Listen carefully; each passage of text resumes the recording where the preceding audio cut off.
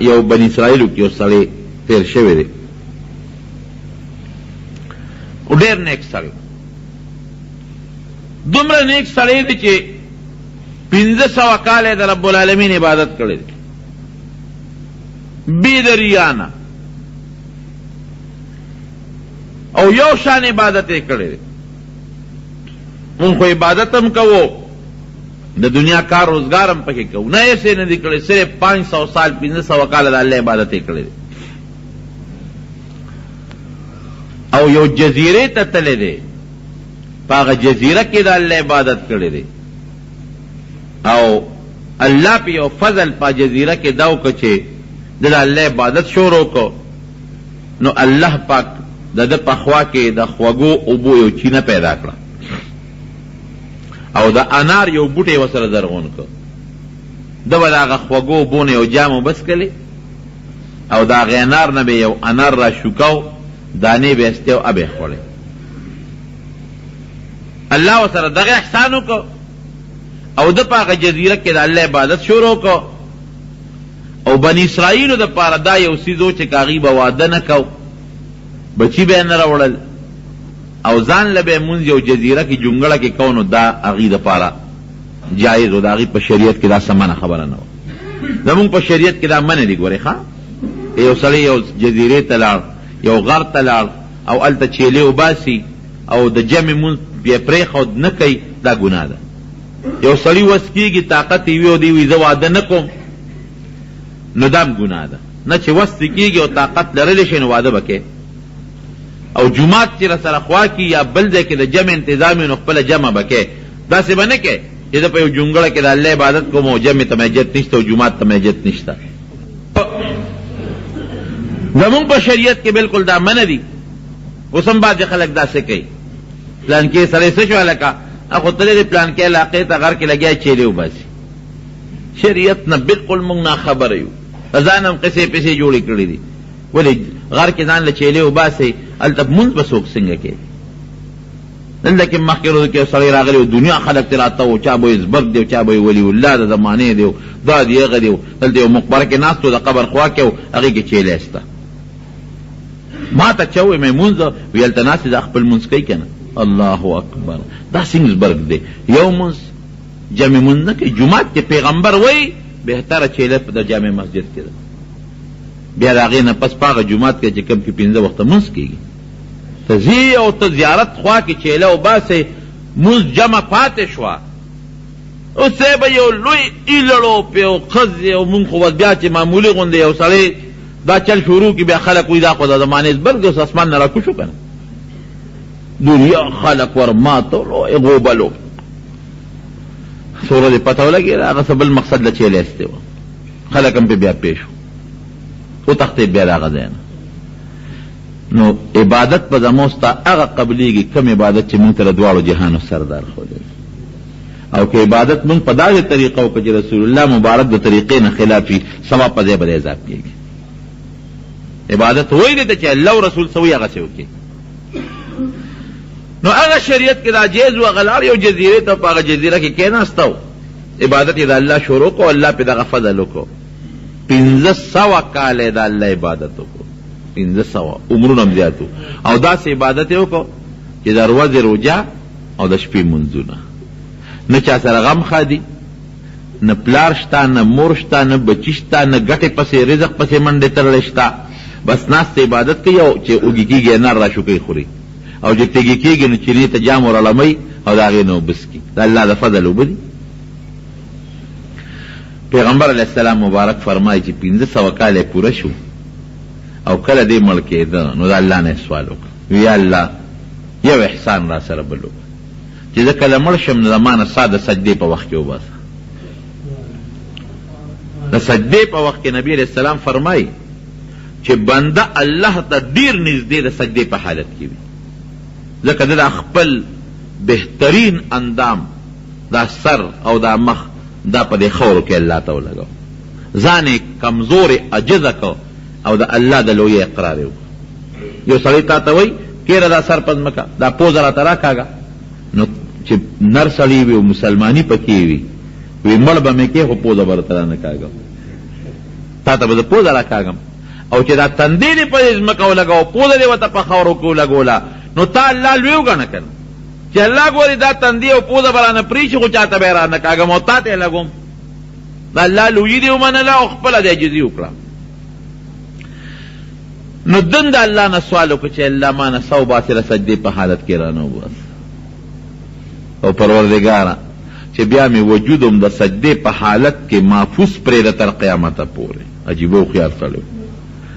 چې ما ماران لړمانان چینجي حیواناتو نه خوري او چې خلک د قیامت پر ورځ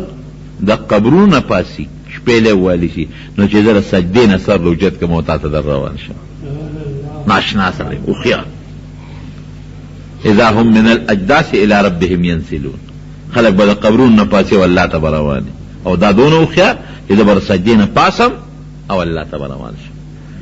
د دواړو جهان مبارک سردار فرمایي چې الله دا دعا قبوله کړه د سجدې په حالت کې چې ساته وته او اوس هم په هغه جزیره کې د سجدې په حالت کې پروت دی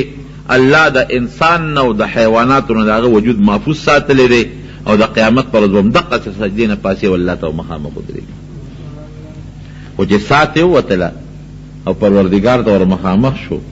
نو الله پاک اعلان وکړه ای بنده فلان کی د فلان کی زویا زه ما په خپل فضل وبخلې زه نیر جنت ته دې په دې اړه کې وایي چې الله په خپل فضل دې وبخلم وړه کې وایي الله ته مخامخ نه وایي ما خو 1500 کال عبادت کړی دا غیر پکې اډو ذکر نو چې تا عبادت کړی ته په خپل فضل بل څوک ولې نه بخي ما خو ښځه نه ده کړې بچي مې نشته کور مې پرېښی دی د دنیا خواهشات مې پرېښي وو د دنیا منډې تړې خوشحالۍ خنداګانې مې پرېښې وې ځان مې تا ته وقف کړو په جزیره کې پروت وم بیریه عبادت مې کړی دی اړو چا لیدې م نه یم مونږ خو بیا م عبادت کوو چې چاپاړه کې خدا راشي که چې پلانکې به مې ووینې نه چا نیم لیدی او داسې عبادت مې کړی دی چې زمونږ خو عبادت کوو خو بچو له رزق هم ګټو دلته خو مونځ کې هلته کې او دسماتې لځې دلته کې خو مونځ کې چا سره به غم خادي خامخا تلل راتلل کې په هغې به دې مو خرابېږي بچو له به رزق راوړئ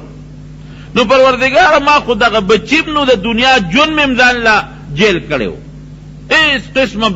یو شان بغیر د ریا نه مې پروردګار ستا عبادت کړی دی نو ته وایې چې ما په خپل فضل وبخلې زما دغه 500 کالو د عبادت پکې اړو غږ ونه کړ ته په خپل فضل نور څوک ولې نه بخې چې ما بخې خدا خو هسې مې نه بخې ما عبادت کړی کونډۍ مې سلولې تندې مې سلولې دي خواهشات مې پرېښي الله علیم بذات الصدور دی زمونږ په زړونو خبردار زما پړه کې به یو خبره راشي زه به پې نیم خبر پروردګار به پې خبر په دې ځمکه کې دننه قرآن حکیم کې الله فرمایي په دې ځمکه کې دننه چې کم تخم زمیندار وکړي موټې کې غنم راواله او ته وکړه تا وکرل تا ته نه دي معلوم چې دا غنم سونو او دا یو غنم کم ځای کې پروت دی غیب شو او پروردګار یو دانه ما ته معلومه ده چې په ځمکه کې کم ځای پرته ده ولا حبة فی ظلمات البر یو دانه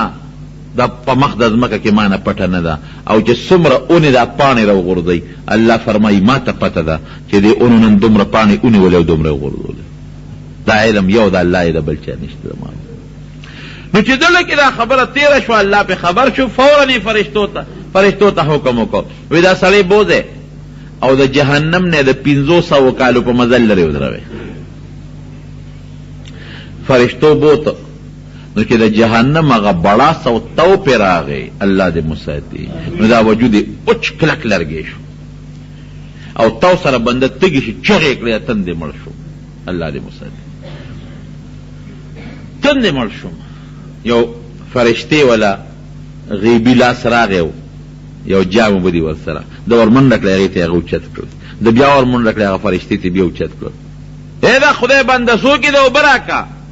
وی دا مې هم تاله راوړي دي نو راکړه که نه وې نه داسې دنیا خو نه ده چې خیراتي اوبه رسکلې د دې به قیمت ورکې ما سره څه دي جیب ما سره پیسې کم دي کفن دغه یو کفن دی ما سره څه دي پیسې خو ما سره نشته وی نه دې داسې قیمت دی چې هغه تا سره شته هله زر ووایه شابه تندې مړ شوم خبرې رانه نه کېږي ویله دې یو جام اوبو قیمت 500 کال عبادت دی که هغه د سرۍ او راکې چې درکم که د سره نی اوبه نشته دی ورته وی خدای د سره خوکه چې 1500 کاله دی وی دا خو را سره شته که یو ورځ دوه ورځې د زیاتې ویلې وي بیا ما سره نو وی نه سوچ پې وکړه ګورې په زور یې در باندې نه خرڅوم ښه سوچ پې وکړه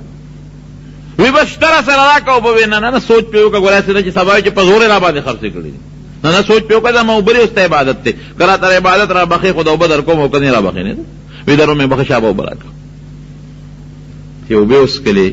الله وفرمایل فرشتو ته را مخامخ چې ور مخامخ شو بنده ما خو په خپل فضل بخلی خو تا پکې خبره د عبادت وکړه چې ما 1500 کال عبادت کړی دی اوس را میدان ته حساب کتاب څه شو هغه عبادت خو دې په یو جام اوبه دوړه را میدان ته شي او تا په خپله د یو جام اوبو قیمت 1500 کاله مقرر کړه مونږ په زور در باندې نه دی خرڅ کړی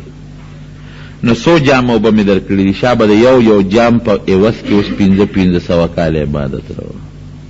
او دا نار هغه خشته مزېدارې دانې چې به دې خوړې هغې په مقابله کې مې عبادت راوړه او ای بنده روغ صحت مې در کړی و که ما دله روغ صحت نه وې در کړی ته عبادت کولی شو په کوڅو کې به تو خیرې او سوال به دې کوو روغ سترګې مې در کړې وې روغ لاسونه مې در کړي وو مسلماني مې دله پړکې اچولې وه ما توفیق در که چې جزیرې لرالې در باندې مې د خېټې دړ را نوسته د غاښ دړ مې در باندې را نوسته د لاس و خپو دردونه او تکلیفونه مې در باندې را نوستل که لږ مې در باندې د خېټې دستونه راوستې وې تا مال عبادت کولی شو که معمولي د غاښ دړ مې در باندې راستې وې تا په جزیره کې زما عبادت کولی شو که لږ د غوږونو تکلیف مې راستې وې تا دلته زما عبادت کولی شو دا خو ما در سره ښېګړه کړې وه نو ته رالې زما عبادت دې وکړه شابه اوس پرېږدم دی نه څونه اوبه چې دې څښلي دي او دا ښکلې ساه دې اغېشتې ده او دا انار دې خوړلي دي د هغې په عوض کې اوس شابه عبادت راوړه بس په سجده یا الله زما توبه بس زما معافي غواړه الله زما توبه ده وایه که نه اوس په خپل عبادت جنت ته ځې که زما په فضل دی نه الله زما توبه ستا په فضل ښه ده بیا جنت نو که مونږ په مونږ د الله کم فضل دی قسم دی مونږ باندې الله څونه احسانات دي مونږ څو کړل الله له ووایه که نه رښتیا ووایه ټول ووایه دا اول زه ځان یادوم دا اول ځان یادوم تاسو نه یادوم اول نمبر ځان یادوم ایسم مونږ الله له ونه کړل د الله فضل او د الله کرم او الله تعالی چې در باندې فضل او کرم وکړي او ته بیا شکریا ادا کړي نو الله فرمایي دا فضل او کرم نورم زیاتو لئن شکرتم لازیدنکم ولئن کفرتم ان عذابی لشدید او که ناشکری دی وکړه د الله د فضل الله کرم وکړي احسان وکړو فضل بالکل الله او که ناشکری دی وکړه الله وی بیا زه دا فضل اخیستیم شم زما عذاب ګورې بیا سخت دی دا نه بالکل اخیستی شم نو زما وروڼو چې دا په مونږ څه دي که دا مونږ روجي ونیولې که دا مونږ کم عبادت وکړه زمونږ بس عبادت دي سلنډۍ بوچي که مونږ دا دغه وکړه اعتکافونه چا وکړل او که مونږ دا تراویح وکړلې که چا پکې تلاوت وکړو قسم دی که دا زمونږ کمال دی دا څه شی دی تاسو راته ووایه د الله فضل او کرم او د چا برکت دی د دواړو جهانو د مبارک سردار برکت دی ګوره